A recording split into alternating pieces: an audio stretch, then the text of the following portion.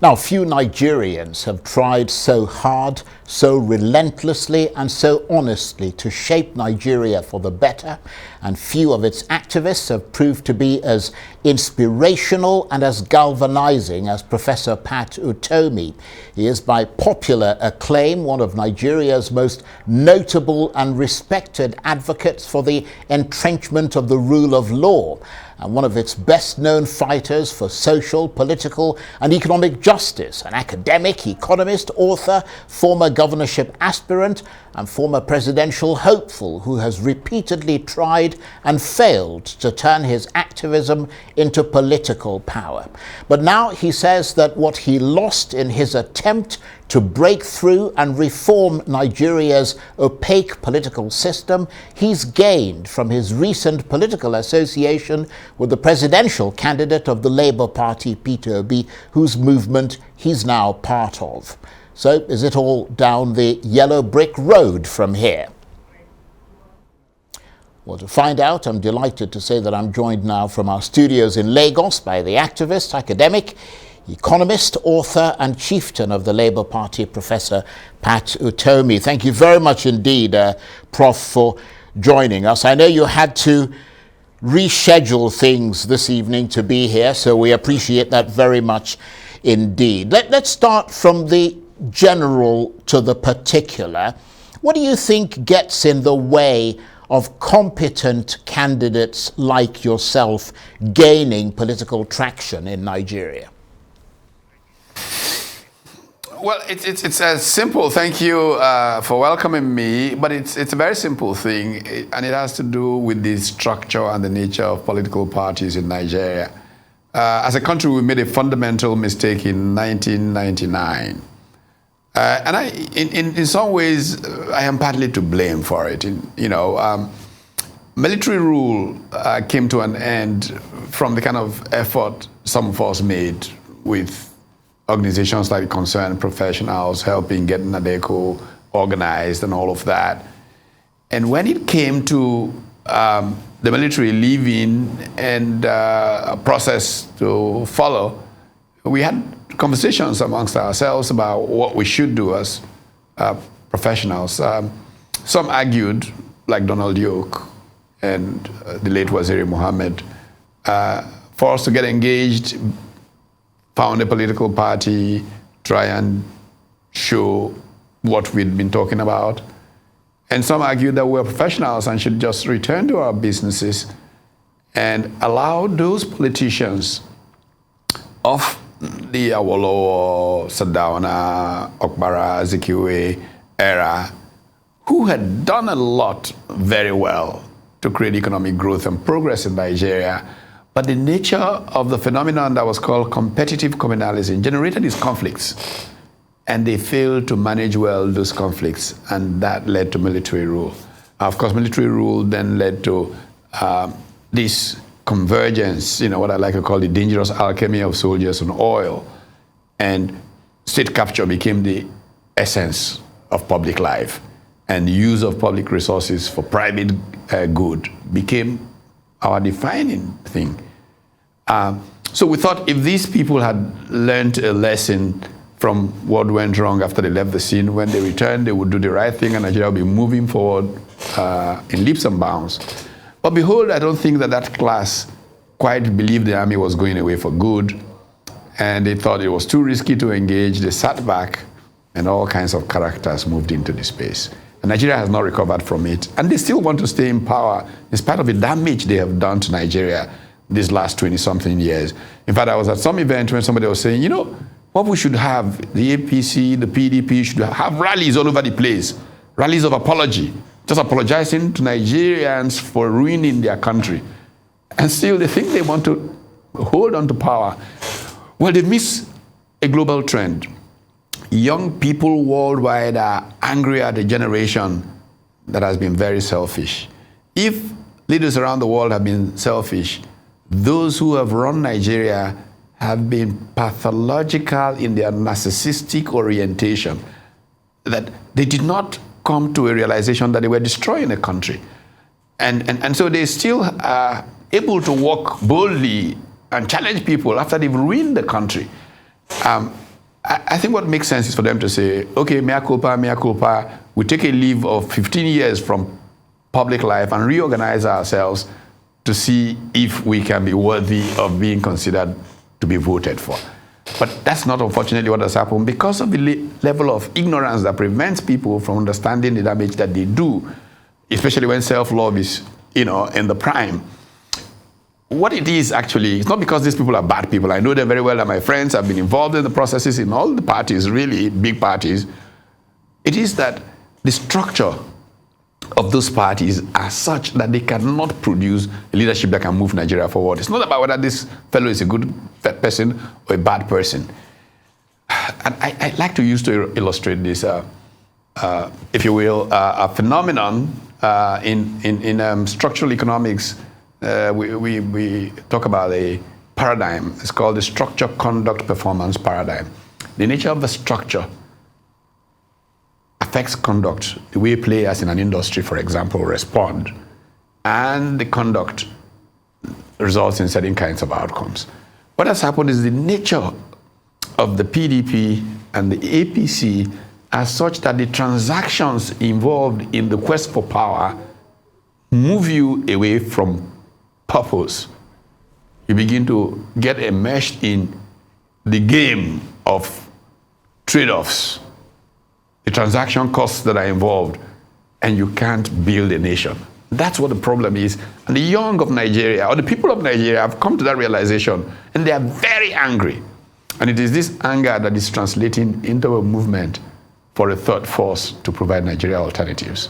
Well, the problem, of course, is that thank you for setting that out very well. Your earpiece is on the lapel of your jacket on your right. Yeah, there we are. Thank you very much indeed.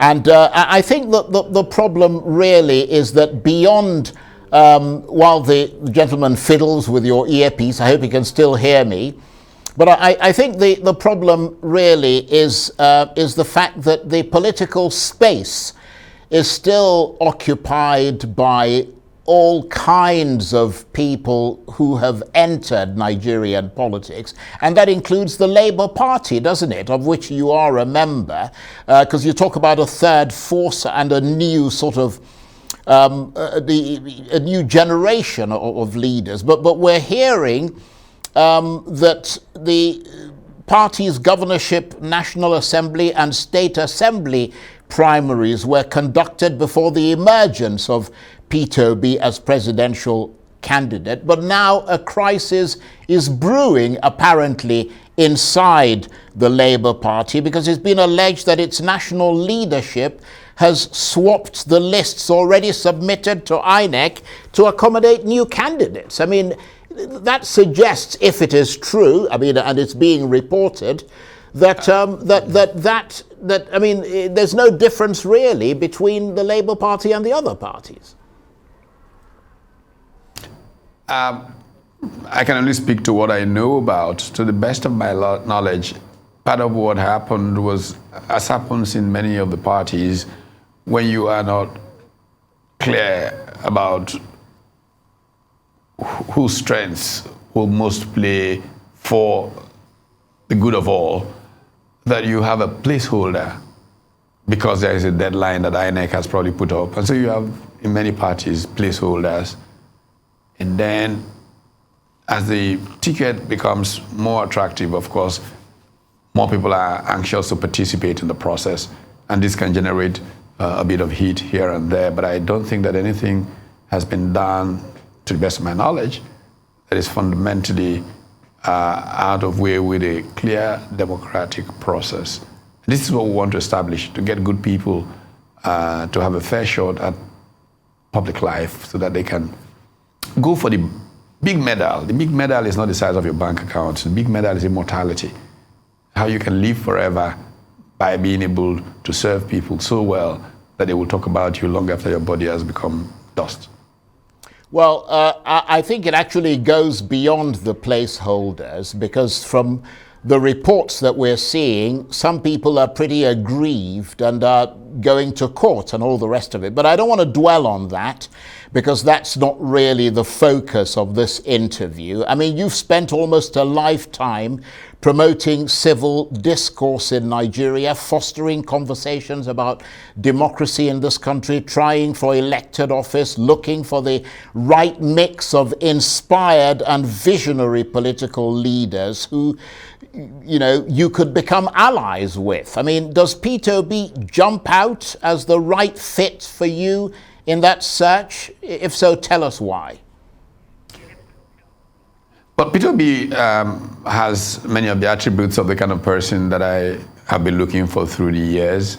I have the pleasure of knowing him fairly well. I actually spent time in a high school that he too went to. I know the values in that school.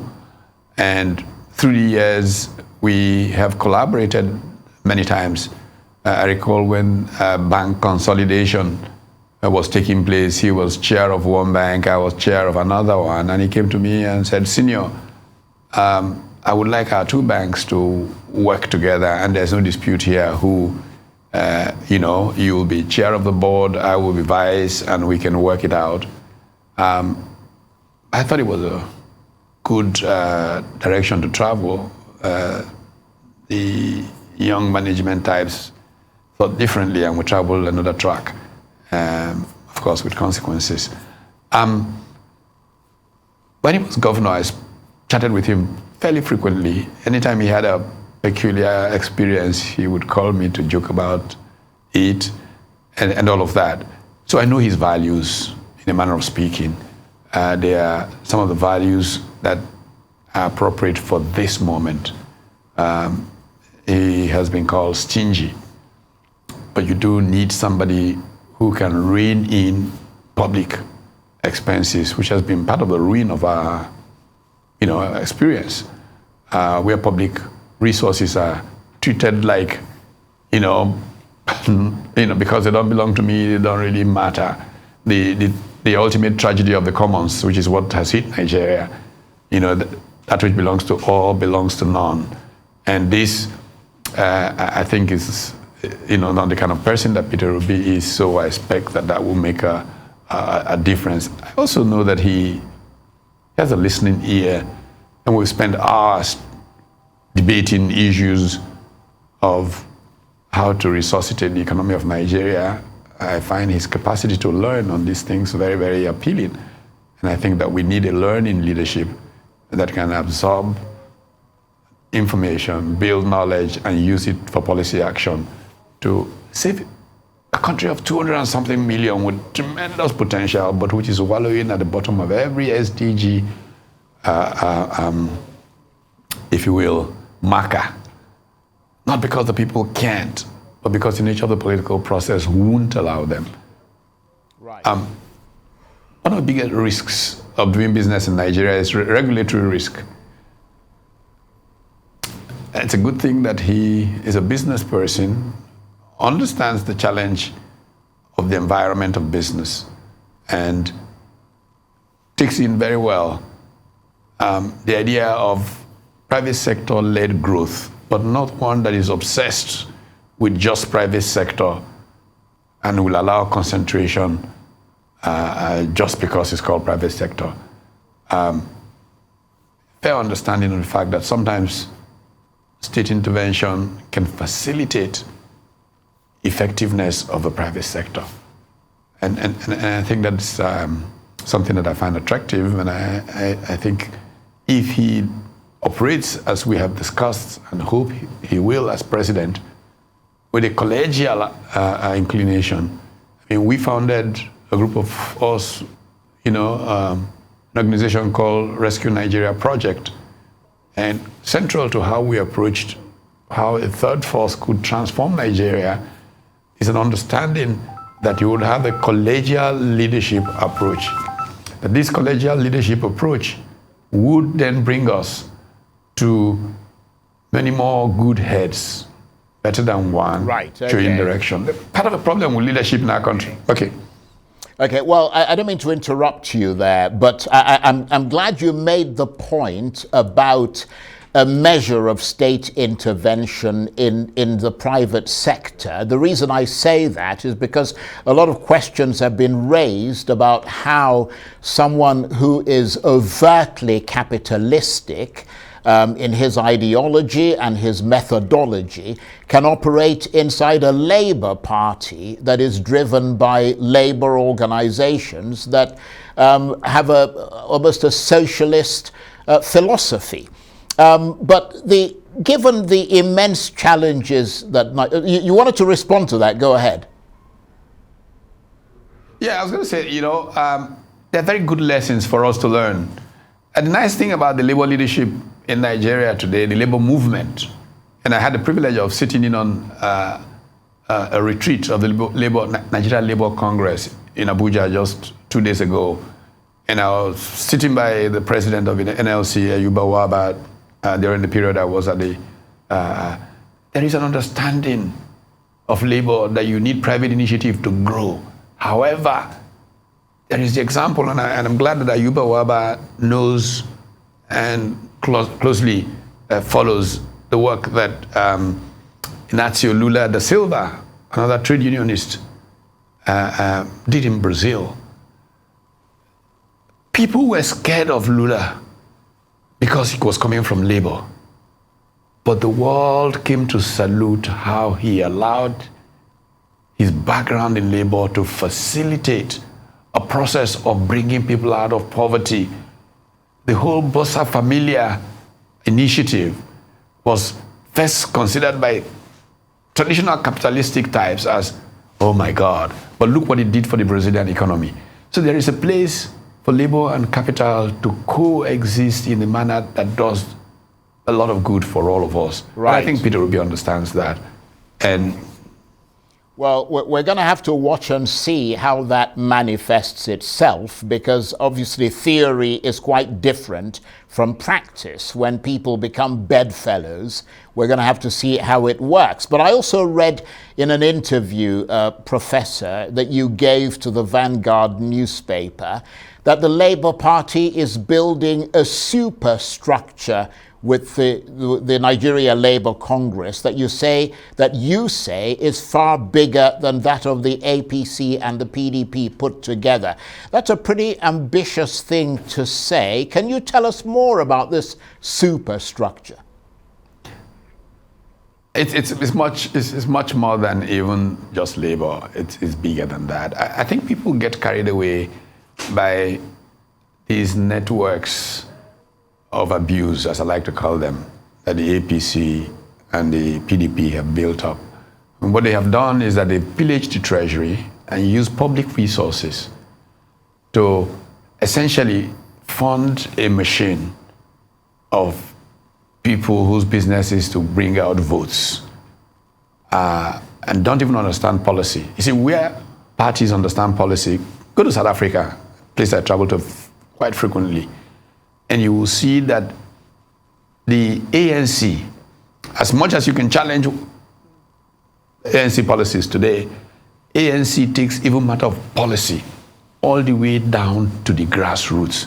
And members in wards sit and discuss policy and kick up their positions all the way to the leadership. APC doesn't have that. PDP doesn't have that. So this so-called structure is just a machine for vote mobilization and vote rigging that they have put in place. But here's the alternative that is coming. You take the Nigerian Labour Congress. And that's part of, again, like I said, what was discussed at this retreat that I was privileged to spend a little bit of time at. How many members are there? Probably 10 million or so. They're all automatically part of this, new initiative. In every state of the federation, the NLC has commissions. So you got 36 commissions, labor commissions. I had the privilege of speaking to them some months ago.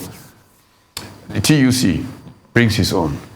But then above and beyond this, we have in the big tent groups like professional groups that have membership and have a commitment to a new order.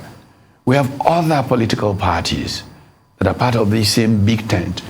We have social movements like the RMP that I talked about, like the New Fabian Society of the Concerned Professionals that I talked about, and almost all of them, then support groups with their networks, local, global, in many cases, and all of those constitute structure.